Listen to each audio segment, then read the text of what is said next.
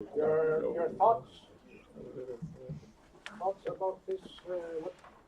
Have you been inspired by this, or what can you be doing differently?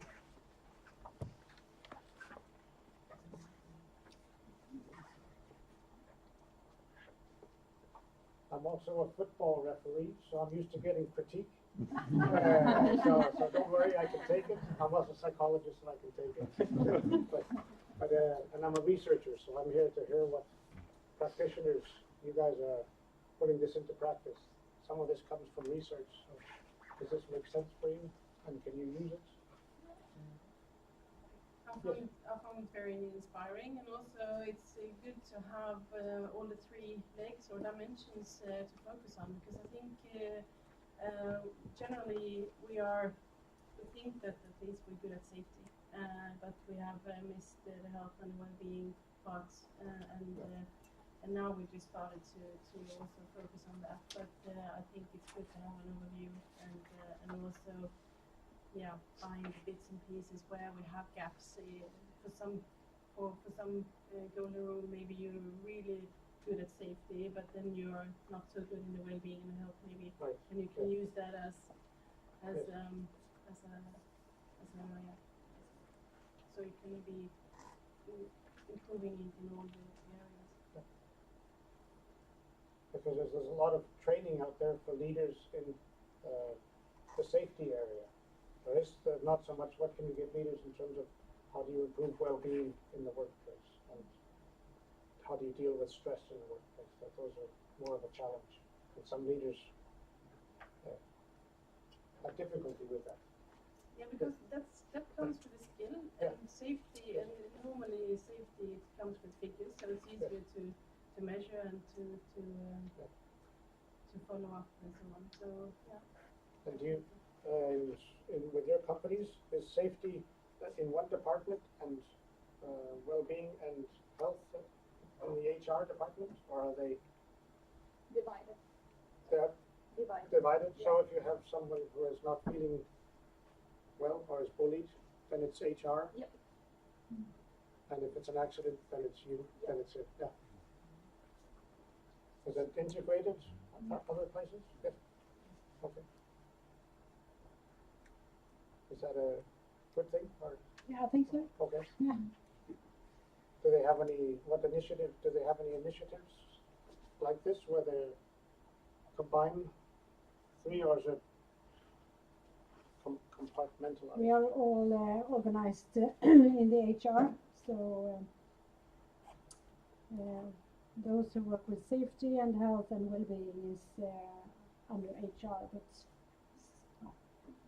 different work groups. Yes. Okay. But we do it together. Yeah. Yes. If I look at these 7 rules, I can't see, or at least not that obvious, where I put just culture issues. Do you have just culture included in that? Or? No. What do you understand? What is culture? Now you're a safety culture network. So what do you mean by culture? Yeah. Do you have a definition for that? Do you have a definition in your rules and regulations for No. network? Okay. We don't preach, one, this is safety culture and this is the right way to do it, this is the bad. No, we're open, so we don't have any definition. That's actually an idea. An idea, good. A reason why we don't have a Okay. definition. Yeah. Because there are definitions, Yes. different safety cultures. Okay.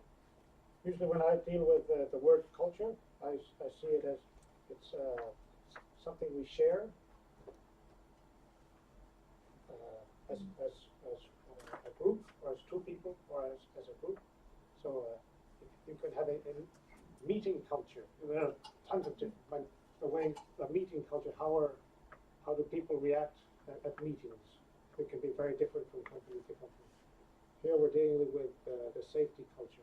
What shared values do we have in this? And I think safety culture is throughout all of this. And the problem is with when you have, as we did in Denmark, when we built the bridge, we had two cultures together working side by side building the tunnel pieces.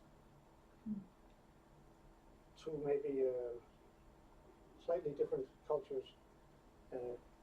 So it was different to talk about what shared values do we have. We didn't have shared values. And then we see this in companies that the leadership has some values. Up here they have their culture and the workers are down here. We need to work towards harmonizing those things to get them more shared. And so I think culture is through all of these. These all contribute towards the culture. The safety, if you call it the safety culture, there's also there's the whole organizational culture about how integrated is this in our business, our daily business. Yeah. But I think about this no blame thought. Yeah. You have that in your manner? Yes. Yeah. That's the where could I could put it? It's the more the openness to report, and that's sort of the investing in people. Yeah. Could be. It's also part of identifying hazards, because how do you identify hazards? The people are the ones, the workers are the ones that are seeing the hazards on a daily basis. So we need to invest in them in order to identify them and to help us to ensure other things. So I think the no blame policy is very important. And who's from air traffic controllers? Nope. Yes. Think about air traffic controllers and near misses.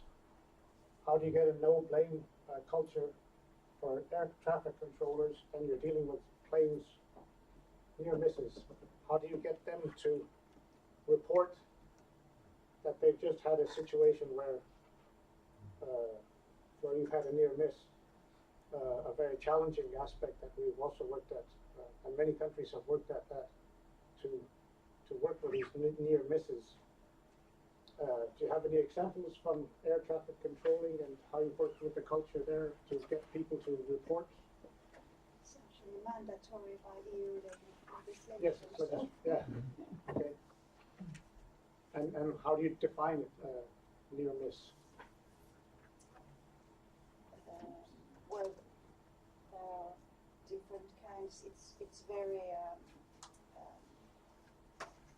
how to say. If I define it, it's more for people knowing every detail of the business. Yes. I Okay. think it's better just to call it a near miss Near miss, yeah. Okay. than what kind of different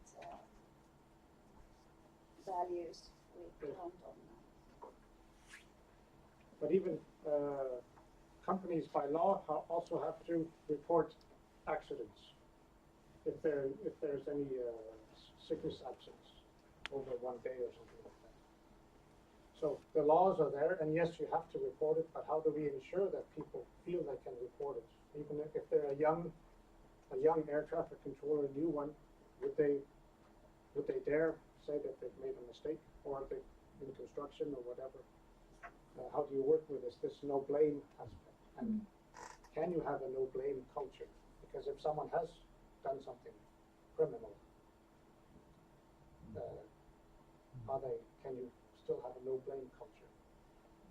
Yes. Yes, I think so. We tend Okay. to learn from each other's mistakes. Yeah. And many of us talk openly about these accidents or incidents. So I think we are rather open-minded about it. Okay. Yeah. And I think we are very willing to report. Yes. And that's very important, of course. Yes. But is there some accountability, or can they just? Is it anonymous, or is it by name? So, Yeah, It's anonymous. kind of anonymous. Kind of anonymous. Okay. Yeah. From my previous experience in the industry, it's not the problem that people doesn't report. Maybe the problem that we found is that the organization had that kind of sometimes from depending on the errors and mistakes and near misses and whatever. But usually there is not any link, then going back, how should we do that? Because learning. Yeah, learning, because the database enlarges. Yes, yeah. That's the biggest problem that I have experienced in this Yes. meeting. That's why I'm hoping if you hear me in about a year, I should be a bit smarter in terms of leading indicators. Can we make a leading indicator for this learning aspect? Because one thing is reporting them, but can we have, can I give you a list of 10 things that you could go out tomorrow and say, this is how we're doing today, and you could use it in a month's time. So, I'm the referee, and I'm going to blow the whistle for the end of the game. It's 4 o'clock, I think. Yeah. There's no extra time, no penalty kicks. You've all behaved very well. So, thank you. Yes, keep it going. And Nicholas will make this available on the website. Yeah, on the member sites.